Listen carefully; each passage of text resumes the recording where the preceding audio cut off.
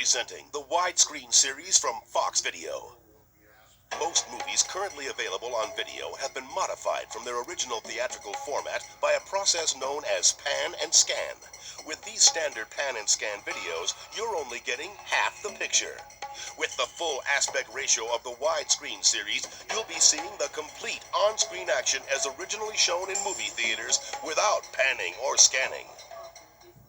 Get the full impact of widescreen action and THX sound when you buy any film in the new widescreen series.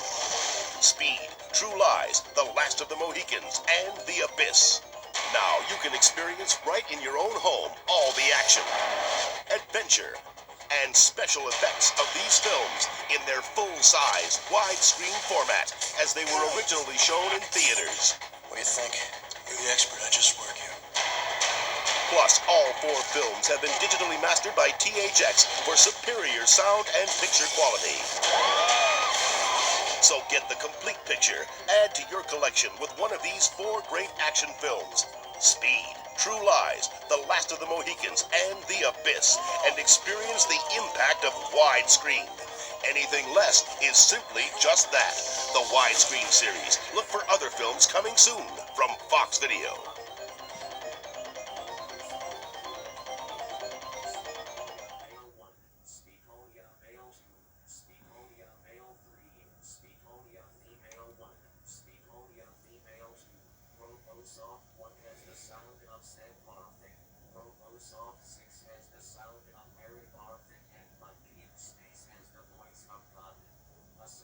It began 2 years ago in an unfinished nuclear power plant. It became one of the most challenging motion pictures ever made. And on August 9th, the most original adventure of the summer will begin at theaters everywhere. From James Cameron, the writer and director of The Terminator and Aliens, comes The Abyss.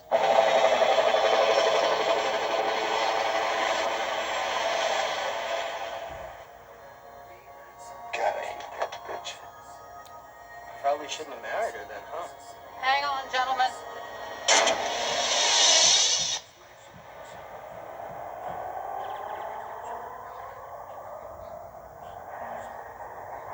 Here's a bottomless pit, baby. 2.5 miles straight down.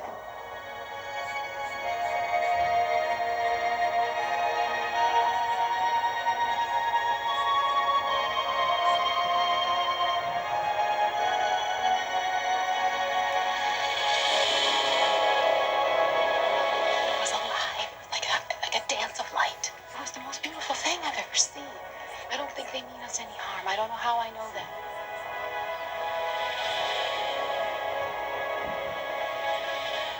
Whatever happens, it's up to us.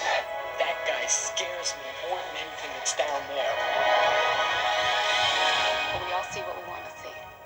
Coffee looks and he sees hate and fear. You have to look with better eyes than that.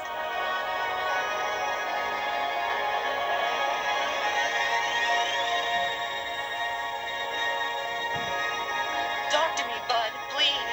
Do you hear me? He's coming up fast.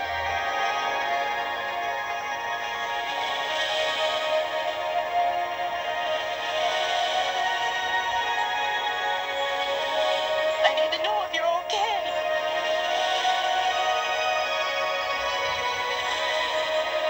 You can't leave me here alone. You never backed away from anything in your life. Now fight!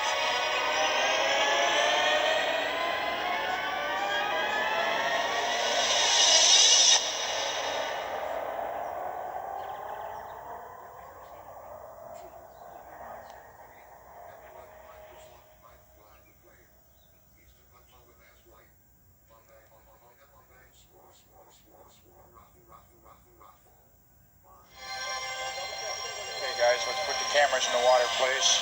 For the epic underwater drama, The Abyss, director James Cameron assembled an ensemble cast to face the ultimate acting challenge. Together, they would attempt the impossible, to shoot nearly half the film underwater. The Abyss tells the story of a rescue team on an unusual mission to find a nuclear submarine that has mysteriously been sunk in a deep ocean trench. Hey, how deep's the drop-off here? Here's a bottomless pit, baby. 2.5 miles, straight down. For Cameron, working with an inexperienced cast of divers presented a challenge.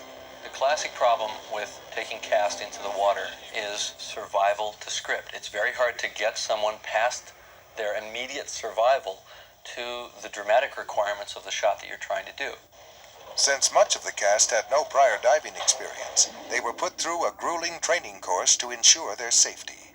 They passed a course that is reserved normally for scuba instructors because we knew that their lives would really depend on their ability to survive anything that they could encounter during the filming process. The whole idea is just to get you used to having water around your eyes in a bailout situation. Special emergency drills prepared the cast for working in the revolutionary dive gear created for the film.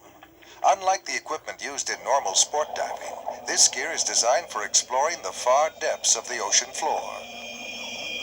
It's not like Blue Lagoon. You don't spend a lot of time looking around enjoying the environment. I mean, you've got heavy gear on, heavy helmets on, harnesses strapping you. We're lifting very heavy objects and machinery and equipment and stuff, and it's very, very demanding. There's something about being down there with these weights on that gives you the feeling of walking on the moon. You can kind of do a backflip and land on your feet and jump from one spot to another sort of in slow motion. But there's a certain weight to it that you don't have when you're swimming. To create this otherworldly environment, extensive topside planning was necessary. We got Ed here, and the other two are there, right? So you're in a real good position to head out first, and then they'll follow you in the right order. We'd have a big board, and he'd draw, this is where we're going to be. It's very easy to say on land what you're going to do. Once you get down there and you're in 40 feet of water, all of a sudden, things don't work quite the same. Let me suggest something to you. Okay. Once underwater, Cameron could modify his topside plan using the elaborate communication system housed in each helmet. The helmet sort of brought us into the 20th century in that I could speak to everyone. Of course, they couldn't speak back to me, so this was a director's dream come true. Only selected cast members could speak back to Cameron at any given time. This gave the remaining actors a chance to do some experimenting of their own. We figured out how to communicate underwater with each other in spite of the fact that our audio was turned down. You could take your helmet and put it against the other guy's helmet and scream, "What's happening? When did we get the heck out of here?" And I mean, if you screamed as loud as you could and the other guy held his breath while you were screaming, you could actually understand what they were saying. To shoot any scene below the surface involved a certain amount of improvisation. Even the standard movie clapper would require some rethinking once underwater. If you're doing your death scene, your love scene, whatever, they come up and they have to smash the clapper on the helmet. So you're just sitting here like trying to get to that special place, and then it goes clunk like this, and then there's a moment of pause while everyone gets it together again, and then we can get back to work. Since each shot could take hours to set up, access to a constant supply of air was essential. An underwater filling station allowed the cast and crew to replenish their air supply without spending precious time returning to the surface. We squat down on our knees, they plug us in, safety divers all monitoring our gauges. It's quite exciting, really. And pump us up full of air, and then we're back in the shot. As a result, some of their dives would last a grueling 5 hours. These physical demands placed on the cast would make crucial the element of teamwork. One of the most important things in diving is the buddy system. That's right. And we are buddies. The team effort was never more vital than in the one scene that brought together the entire cast below water. 9 men would ride precariously balanced atop a submersible. I guess it's a situation of survival. It's something that probably not too many people ever have a chance to do, is ride a submarine around like that. It's almost like riding it like it's a motorcycle down there. For the actors, the scene provided the ultimate challenge to perform in unison in a physically demanding situation. All right, just continue forward along the hull. Once it actually happened and we were actually riding across this created environment, across this black, it was like our own private, like Disney ride that only we were going to get to ride on, and nobody else ever at that point in time, and that'll never happen again. By pushing themselves to their limits, the men and women of the abyss brought this mysterious tale of the deep to life. They rose to the challenge instead of caving in under it. Nobody ever said, I can't do that on this film. And I think they should all be proud of themselves for that.